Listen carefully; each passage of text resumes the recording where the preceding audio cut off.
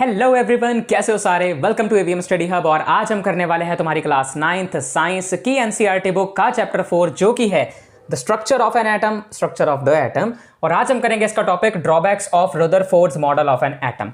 अब Rutherford's model of an atom जो है इसे तो हम बहुत ही डिटेल में डिस्कस कर चुके हैं। यानी पहले इन्होंने जो एक्सपेरिमेंट किया, एक्सपेरिमेंट से जो ऑब्जर्वेशन आई उसके 3 पॉइंट्स, फिर उसके बाद जो इसकी कंक्लूजन आई उसके 3 पॉइंट्स, फिर उसके बाद इन्होंने जो अपना खुद का मॉडल ऑफ एन एटम दिया उसके 3 पॉइंट्स हमने अलग अलग करके डिस्कस करे।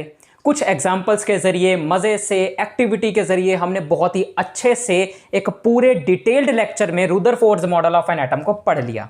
पर आज हमें जानने को मिलेगा कि यार ये वाला जो मॉडल ऑफ एन एटम है ये भी गलत था, गलत था, गलत था। इसके भी ड्रॉबैक्स थे, इसमें भी गलतियां थी, जिसकी वजह से ये मॉडल ऑफ एन एटम भी नहीं रहा। क्योंकि इसमें कुछ चेंजेस बाद में हमारे नील्स बोहर जी ने कर दिए थे। पर वो तो चलो बात की बात है। फिलहाल गलती क्या थी वो देखते हैं। गलती देखने से पहले मैं तुमसे एक बात पूछना चाहूँगा। तुम्हें पता है ना कि एटम जो है वो हमारी असली दुनिया में, रियल में एग्जिस्ट करता है? हाँ, बिल्कुल करता है। दूसरा क्वेश्चन मैं ही जवाब दूंगा क्योंकि तुम तो मुझे अभी दे नहीं पाओगे, तो इसलिए मैं ही सवाल पूछूंगा, मैं ही जवाब दूंगा। पहला मिल गया सवाल का जवाब। दूसरा सवाल, क्या मैटर एग्जिस्ट करता है? अरे सर, आपने खुद ही तो कहा था कि जितने भी मैटर होते हैं वो सारे एटम से मिलके बने होते हैं। बहुत सारे एटम्स से मिलके एक मैटर बनता है ना? तो अगर एटम हमारी दुनिया में एग्जिस्ट करता है, पाया जाता है तो फिर मैटर भी जरूर होगा, है ना? अगर एटम है तो मैटर भी जरूर होगा, क्योंकि उसी से मिलके तो मैटर बनेगा। और एटम है तो मैटर ना हो, ऐसा कैसे हो सकता है? तो मैटर तो होगा। यानी कि हमारी इस रियल दुनिया में मैटर एग्जिस्ट करता है, एटम भी एग्जिस्ट करता है। और तो और एटम जो है वो स्टेबल है कि नहीं, ये बताओ मेरे को। एटम स्टेबल है कि नहीं, इसका क्या मतलब हुआ सर? यानी कि अगर मैं तुमसे कहूं कि मेरे पास एक एटम है किसी एक चीज का, तो वो एटम अपने आप ही क्या खत्म हो सकता है? नहीं हो सकता। एटम कैसे खत्म होगा अपने आप?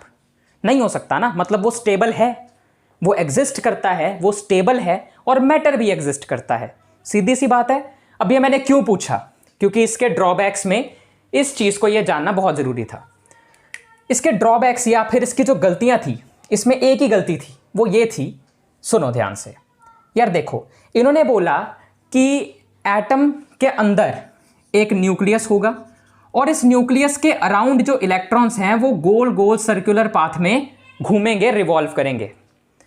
पर एक चीज ये भूल गए कि अगर इलेक्ट्रॉन्स सर्कुलर ऑर्बिट में या गोल गोल सर्कुलर पाथ में घूमेंगे, रिवॉल्व करेंगे, तो वो स्टेबल नहीं रह सकते।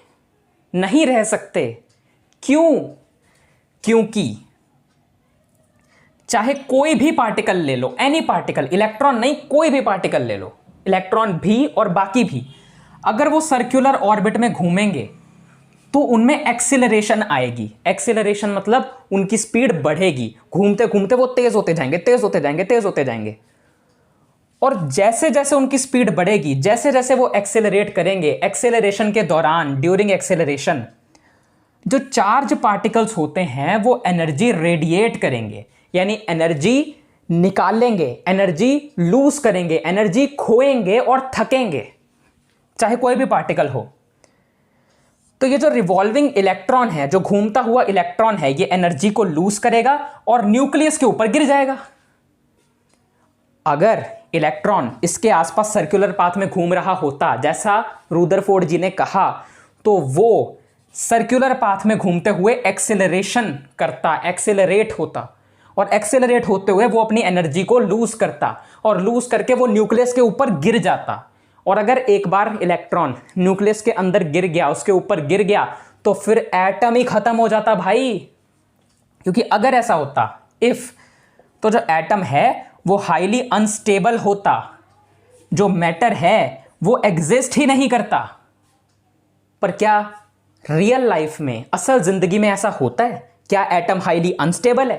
क्या एटम या मैटर एग्जिस्ट नहीं करता? ऐसा तो नहीं है, क्योंकि एटम जो है वो अनस्टेबल नहीं है, एटम जो है वो स्टेबल है। मैंने अभी स्टार्टिंग में तो बताया, और जो मैटर है वो एग्जिस्ट नहीं करता है, ऐसा नहीं है, क्योंकि मैटर एग्जिस्ट करता है। इसका मतलब इनके मॉडल ऑफ एन एटम में ये बहुत बड़ी गलती है, क्योंकि इलेक्ट्रॉन इन्होंने कहा कि न्यूक्लियस के आसपास घूमेगा।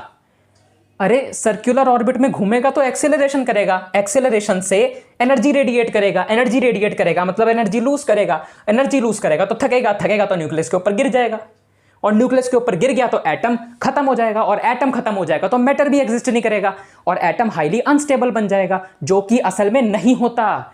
इसका मतलब इनका मॉडल सिर्फ इस चीज को लेके थोड़ा सा गलत है। आया समझ? इस चीज को बाद में सही किया Niels Bohr's model of an atom ने, जिसे हम करने वाले हैं नेक्स्ट लेक्चर में। ठीक है, आज के इस लेक्चर में बस इतना ही, क्योंकि जो रुदरफोर्ड जी का मॉडल है वो बहुत ज़्यादा वास्ट है, बहुत ज़्यादा लेंथी टॉपिक है, Rutherford model of an atom. तो पहले उसे अच्छे से करो, फिर उनके ड्रॉबैक्स में ये ड्रॉबैक अच्छे से करो, इसे पढ़ो, बुक में से भी एक बार पढ़ो, इसे लिख के देखो। यहाँ पर मैंने ये एरोज जो बनाए हैं ना, ये तुम्हें सिर्फ समझाने के लिए बनाए हैं, वरना तुम्हें तो ये पूरे पैराग्राफ लिख के एक्सप्लेन करना पड़ेगा कुछ इस तरीके से कि if electrons revolve in a circular orbit it can't be stable because any particle when revolves around a circular orbit have acceleration, and during acceleration a charged particle radiates energy. Thus the revolving electron lose energy and fall into the nucleus, and if this is so, atom will be highly unstable, or atom should be highly unstable and matter should not exist. But this can't be happen in real life because we know that atom is quite stable and matter exists. ये तुमने पूरा अच्छे से लिखना है। मैंने तुम्हें बोल के बता दिया, इन चीज़ों को समझा दिया। Drawbacks clear, Rutherford model of an atom हमने पिछले लेक्चर में कर लिया, और इससे पहले के जितने भी टॉपिक हैं इस चैप्टर के मैं करवा चुका हूँ। इस चैनल पर विजिट करो, चैनल पे जाओ, इसके लिए एक प्रॉपर प्लेलिस्ट भी बनी है, उसमें लेक्चर भी line wise order wise arrange किए हुए हैं। इससे पहले के 3 चैप्टर भी मैं करवा चुका हूँ।